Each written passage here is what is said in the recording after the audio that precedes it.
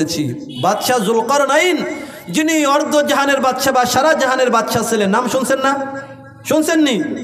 তিনি মৃত্যুর আগে তেনার সন্তানদেরকে বলতেছেন, ও প্রিয় তালমাবাসী, লক্ষ্য করিয়া শুনুন ঘটনা। ওই বাচ্চা বলতেছেন, বাবা ও আমার মায়েরা, আমি যখন মারা যাব, মৃত্যুর পরে তো আমাকে গোসল দিয়ে কাফন পরাইবা, আমার কাফনের কাপড়ের বাহিরে আমার দুইখানা হাত বের করে দিও।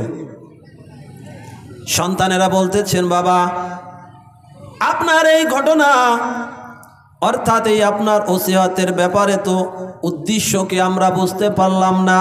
আপনি সারা জাহানের বাদশা ছিলেন, আপনি কবরে যাবেন আর আপনার হাত দুইখানা কাফনের বাহিরে বের করে দিব, এর কারণটা কি?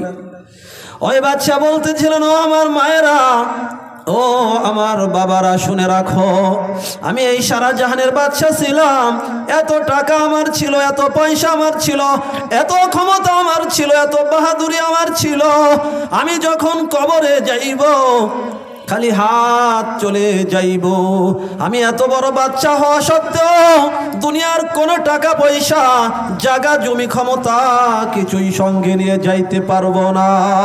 সেই জন্য আমি বোঝাইতে চাই সমস্ত আনেওয়ালা উম্মতদেরকে, রসুলের, যে আমি এমন একজন বাচ্চা হওয়া সত্ত্বে আমি আজকে যেইভাবে খালি হাতে চলে যাচ্ছি, তোমরাও যেইভাবে যে যত টাকার ক্ষমতাশীল হও না কেন, যত টাকার মালিক হও না কেন, সকলকেই এইভাবে খালি হাতে যাইতে হবে।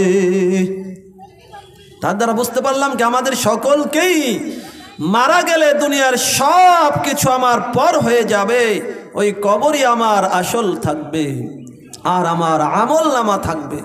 সেজন্য আমি শুরু থেকে বলে রাখি, আমাদের মৃত্যু আসার আগেই কবরের সামান জোগাড় করতে হবে না মুরব্বী বাবারা, নাকি মৃত্যুর পরে? মৃত্যু আসার